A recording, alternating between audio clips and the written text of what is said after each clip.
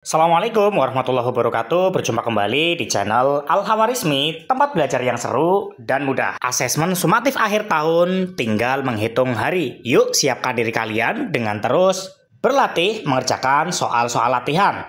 Salah satunya dengan terus mengikuti channel ini. Karena di sini kalian bisa belajar dengan lebih mudah, terarah, dan menyenangkan. Pada video kali ini kita akan membahas soal latihan untuk materi IPS kelas 8 paket pilihan ganda. Tapi sebelumnya disclaimer terlebih dahulu bahwa soal-soal yang akan saya bahas nanti belum tentu 100% muncul pada saat asesmen sumatif akhir tahun. Tetapi mungkin saja tipe dan model soalnya akan sama. Jangan lupa siapkan buku catatannya dan mari kita simak videonya. Bismillahirrohmanirrohim, kita mulai soal yang pertama. Jatuhnya Konstantinopel, ibu kota Romawi Timur, ke tangan Kesultanan Turki yang bernama titik-titik. A. Ibnu Qayyim al-Jauzi, B. Muhammad al-Fatih, C. Salahuddin al-Ayyubi, atau D. Al-Khawarizmi. Konstantinopel itu jatuh ke tangan Turki pada masa Kesultanan Muhammad al-Fatih, maka jawabannya B. Pelopor bangsa Spanyol untuk mencari jalan ke daerah penghasil rempah-rempah adalah titik-titik. A. Bartolomeus Dias, B. Vasco da Gama, C. Christopher Columbus, atau D. Alfonso de Albuquerque. Pelopor dari bangsa Spanyol itu adalah Christopher Columbus, jawabannya C. Pada tahun 1453, Konstantinopel jatuh ke tangan Turki Ottoman. Hal ini termasuk pemicu bangsa Eropa melakukan penjelajahan samudra. Hal ini karena Konstantinopel menjadi pusat titik-titik. A. Penghubung perdagangan antar dunia barat dan timur, B. Warisan dari peradaban Romawi dan Yunani, C. Administrasi negara-negara, atau D. Peradaban bangsa Eropa. Konstantinopel pada saat itu memang menjadi penghubung perdagangan antar dunia barat dan timur dan menjadi pusat perdagangan. Jawaban yang paling tepat adalah A. Istilah yang menyatakan bahwa tujuan bangsa Portugis mencari keharuman nama, kejayaan, dan kekuasaan adalah A. Glory, B. Gospel, C. Heliocentris, atau D. Gold. Di sini ada kejayaan dan kekuasaan. Maka yang benar adalah glory. Kalau gospel itu menyebarkan agama, sedangkan gold itu mencari kekayaan. Faktor pendorong penjelajahan samudra salah satunya adalah adanya keinginan mencari kekayaan yang sering dikenal dengan istilah titik-titik. A. Glory, B. Gospel, C. Heliocentris, atau D. Gold. Tadi sudah kita bahas bahwa mencari kekayaan itu gold, maka jawabannya D. Negara Eropa yang tiba di Kepulauan Maluku pada tahun 1521 adalah bangsa titik-titik. A. Spanyol, B. Portugis, C. Italia, D. Belanda. Pada tahun 1521, bangsa Eropa yang pertama kali singgah di Maluku itu adalah bangsa Portugis. Jawabannya B. Bangsa Portugis dan Spanyol sama-sama ingin menguasai dunia. Hal ini membuat Paus Julius II turun tangan untuk menyelesaikan perseteruan Portugis dan Spanyol. Akhirnya, tercapailah suatu kesepakatan yang dinamakan Perjanjian titik-titik. A. Saragossa dan Renville, B. Tordesillas dan Rumroyen, C. Tordesillas dan Saragossa, D. Renville dan Rumroyen. Kesepakatan bangsa Portugis dan Spanyol itu dilalui melalui Perjanjian Tordesillas dan Saragossa. Jawabannya adalah C. Motivasi kedatangan bangsa Eropa ke dunia timur dapat diungkapkan melalui slogan berikut, yaitu titik-titik. A. Vini, Vidi, dan Vici, B. Liberty, Egalite, dan Fraternite, C. Kolonialisme, imperialisme, dan monopolisme, atau D. Gold, Gospel, dan Glory. Jawaban yang paling tepat adalah D. Age merupakan kongsi dagang yang didirikan oleh titik-titik. A. Spanyol, B. Portugis, C. Belanda, atau D. Inggris. Age itu merupakan kongsi dagang Inggris, maka jawabannya adalah D. Perlawanan rakyat Minangkabau terhadap praktek monopoli dagang dan kerja paksa yang diterapkan oleh VOC dipimpin oleh titik-titik. A. Tuanku Imam Bonjol, B. Tengku Umar, C. Sisingamangaraja, atau D. Thomas Matulesia atau Patimura. Minangkabau itu dipimpin oleh Tuanku Imam Bonjol pada Perang Padri. Jawabannya A.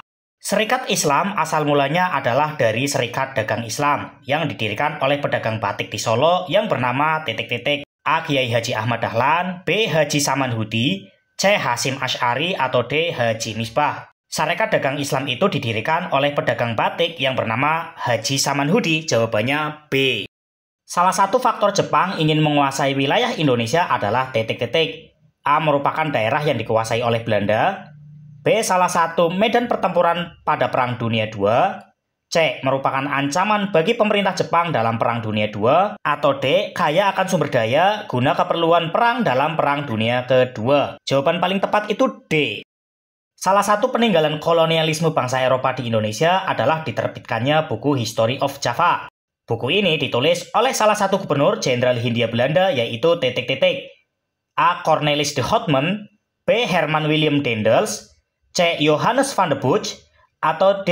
Thomas Stamford Raffles. Jawaban yang paling tepat adalah Thomas Stamford Raffles yaitu D. Berikut ini yang bukan karakteristik perjuangan bangsa Indonesia sebelum abad 20 adalah titik-titik. A. Bersifat lokal dan kedaerahan. B. Menggunakan persenjataan tradisional. C. Kurang menggunakan siasat perjuangan diplomasi. D. Tidak tergantung pada satu pemimpin. Sebelum abad 20, perjuangan bangsa Indonesia itu masih bersifat lokal, kedaerahan, menggunakan persenjataan tradisional, dan tidak tergantung pada satu pemimpin. Maka jawaban yang paling tepat, karena di sini yang bukan karakteristik, maka jawabannya C. Salah satu faktor yang menyebabkan kebangkrutan VOC adalah titik-titik. A. Hutang dan korupsi yang dilakukan pejabat-pejabat VOC. B. Sumber-sumber komoditas yang ada di Indonesia sudah habis. C. Kebijakan yang diterapkan pejabat VOC di Indonesia salah sasaran. Atau D.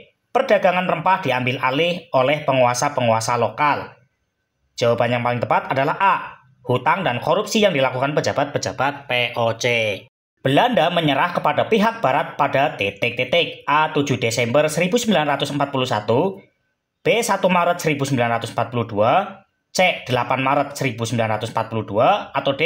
14 Agustus 1945. Belanda itu menyerah kepada pihak barat pada tanggal 8 Maret 1942, yaitu C. Karena gerakan 3A tidak mendapatkan hasil seperti yang diharapkan, sebagai gantinya pemerintah pendudukan Jepang mendirikan titik-titik. A. Peta, B. Keibodan, C. Putra, atau D. Jawa Hokokai. Gerakan 3A tidak mendapatkan hasil seperti yang diharapkan oleh Jepang. Maka sebagai gantinya Jepang mendirikan Putra atau Pusat Tenaga Rakyat. Jawabannya C. Akibat kritikan Douwesdekker, Belanda mengganti tanam paksa dengan titik-titik. A. Politik pintu terbuka, B. Kerja rodi, C. Divide et impera, atau D. Politik etis. Jawaban yang paling tepat adalah D. Politik etis. Pengerahan tenaga rakyat yang sangat menyengsarakan yang dilakukan pemerintah pendudukan Jepang disebut titik-titik. A. Sekerei, B. Romusa, C. Rodi, atau D. Osamu Seirei. Jawaban yang paling tepat adalah B. Romusa. Pelaksanaan politik etis yang paling dirasakan dalam pergerakan nasional bangsa Indonesia adalah titik-titik. A. Pendidikan dengan munculnya golongan terpelajar. B. Perpindahan penduduk telah mengangkat kesejahteraan kaum miskin. C. Kemajuan ekonomi akibat politik kolonial liberal. D. Irigasi telah memajukan pertanian khususnya di Jawa. Politik etis itu imbasnya lebih kepada pendidikan, maka jawaban yang paling tepat adalah A. Perdana Menteri Jepang yang memberikan janji kemerdekaan di kemudian hari adalah titik-titik. A. Jenderal Kumail Tojo, B. Kumaichi Harada, C. Terauchi, atau D. Jenderal Kuniaki Koiso. Perdana Menteri yang pernah menjanjikan kemerdekaan bagi bangsa Indonesia di kemudian hari itu adalah D. Jenderal Kuniaki Koiso. Pada 14 Februari 1945 terjadi pemberontakan prajurit peta terhadap pemerintah pendudukan Jepang. Pemberontakan ini dipimpin oleh titik-titik. A. Muhammad Hatta, B. Sultan Syahrir, C. Kiai Haji Zainal Mustafa, atau D. Supriyadi. Jawaban yang paling tepat adalah Supriyadi, yaitu D. Perlawanan rakyat di berbagai daerah seperti Perang Padri, Perang Diponegoro, Perang Banjar, dan sebagainya pada masa penjajahan gagal mengusir penjajah dari Indonesia. Berikut yang merupakan penyebab kegagalan perjuangan pada masa tersebut yaitu titik-titik. A. Kalah persenjataan, pemimpin tidak berpendidikan tinggi, semangat perjuangan lemah. Ini tidak, karena di sini ada tulisan semangat perjuangan lemah. B. Tergantung pada satu pemimpin, mengandalkan kekuatan fisik, dan bersifat kedaerahan. Nah ini jawaban yang paling tepat adalah B. Perhatikan beberapa putusan di bawah ini. Kalau ada soal seperti ini, kita langsung ke pertanyaannya. Yang termasuk putusan Kongres Sumpah Pemuda adalah titik-titik.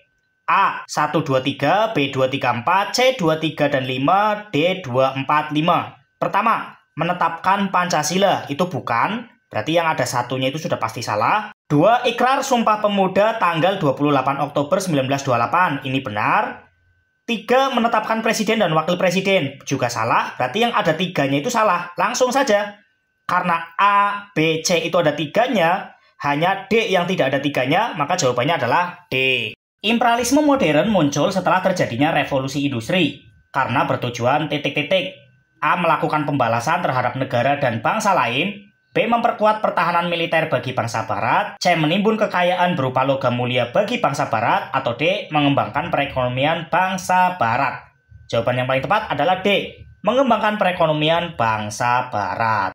Perjuangan kemerdekaan Indonesia ditandai dengan era kebangkitan nasional. Kebangkitan nasional yang dimaksud adalah A. Perang melawan penjajah.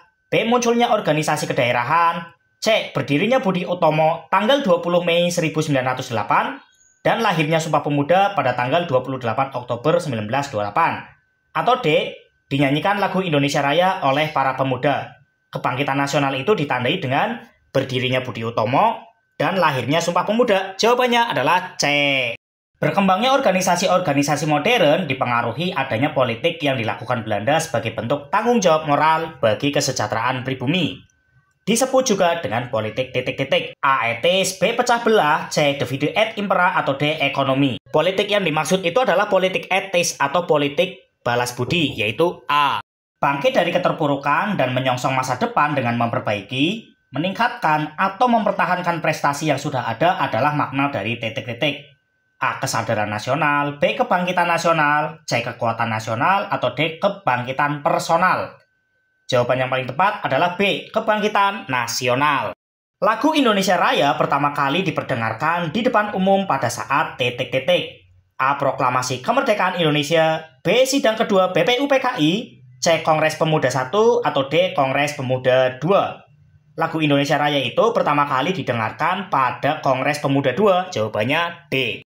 Organisasi bentukan Jepang dengan dasar pendidikan militer adalah A. Keibodan, B. Tonarigumi, C. Peta, atau D. Heiho. Jawaban yang paling tepat adalah C. Peta. Demikian video pembahasan soal latihan untuk materi IPS kelas 8 paket pilihan ganda. Semoga bisa memberikan pemahaman kepada kalian semua. Dan apabila video ini dirasa bermanfaat, dipersilakan untuk share video ini agar teman-teman yang lain juga bisa merasakan manfaat daripada isi video ini. Kita ketemu lagi pada video selanjutnya. Assalamualaikum warahmatullahi wabarakatuh.